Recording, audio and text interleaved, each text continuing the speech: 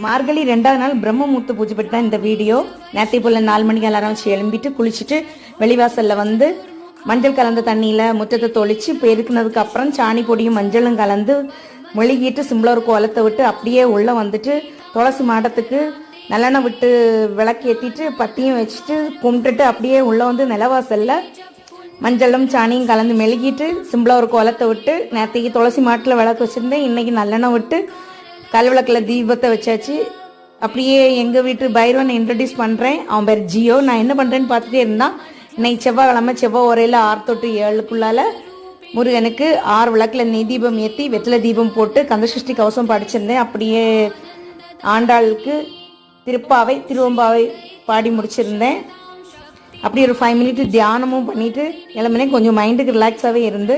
இந்த மாதிரி டைம் கிடச்சுன்னா கண்டிப்பாக தியானம் பண்ணுங்கள். நமக்கு ஸ்ட்ரெஸ்ஸு